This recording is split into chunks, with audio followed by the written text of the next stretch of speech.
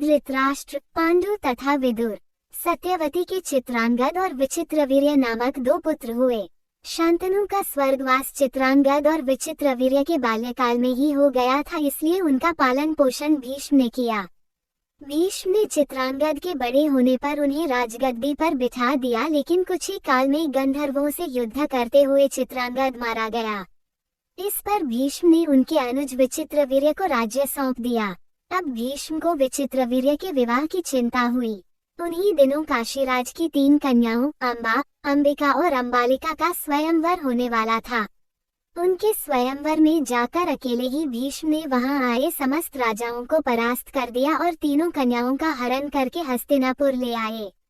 बड़ी कन्या अंबा ने भीष्म को बताया कि वह अपना तन मन राजा शाल्व को अर्पित कर चुकी है। उसकी बात सुनकर भीष्म ने उसे राजा शाल्व के पास भिजवा दिया और अंबिका और अंबालिका का विवाह विचित्रवीर्य के साथ करवा दिया। राजा शाल्व ने अंबा को ग्रहण नहीं किया, अतः वह हस्तिनापुर लौटकर आ गई और भीष्म से बोली, हे आर्य, आप मुझे हर कर लाए हैं, अतएव आप मुझसे विवाह करें। किंतु भीष्म ने अपनी प्रतिज्ञा के कारण उसके अनुरोध को स्वीकार नहीं किया।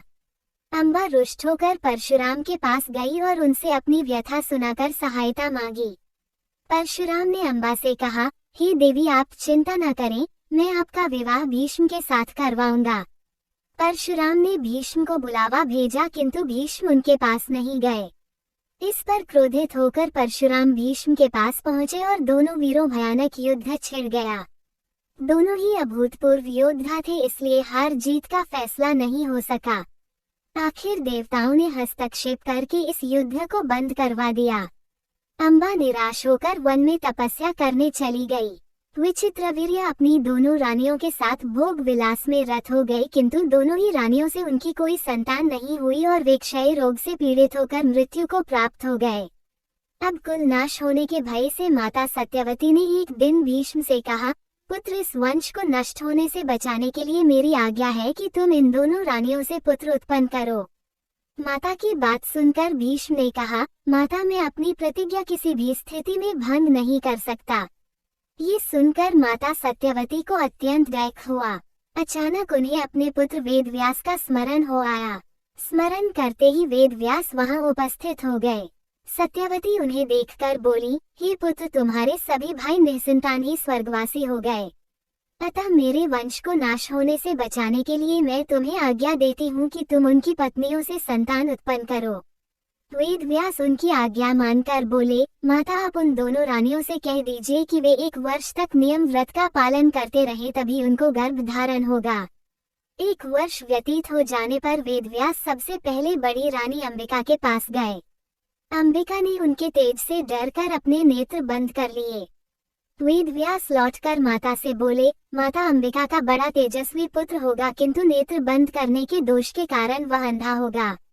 सत्यवती को ये सुनकर अत्यंत दुख हुआ और उन्होंने वेदव्यास को छोटी रानी अंबालिका के पास भेजा। अंबालिका वेदव्यास को देखकर भय से पीली पड़ गई। उसके कक्ष से लौटने पर वेदव्यास ने सत्यवती से कहा, माता, अंबालिका के गर्भ से पांडु रोग से ग्रसित पुत्र होगा। इससे माता सत्यवती को और भी दुख हुआ और उन्होंने बड़ी रानी अंबालिका को पुनः वेदव्यास के पास जाने का आदेश दिया। इस बार बड़ी रानी ने स्वयं न जाकर अपनी दासी को वेदव्यास के पास भेज दिया। दासी ने आनंद पूर्वक वेदव्यास से भोग कराया। इस बार वेदव्यास ने माता सत्यवती के पास आकर कहा, माते, इस दासी के गर्भ से वेदांत में पारंगत अत्यंत नीतिवान पुत्र उत्पन्न होगा। इतना कहकर वेदव्यास तपस्या करने चले गए। समय आने पर अंबिका के गर्भ से जन्मांध धृतराष्ट्र, अंबालिका के गर्भ से पांडु रोग से ग्रसित पांडु तथा दासी के गर्भ से धर्मात्मा विदुर का जन्म हुआ।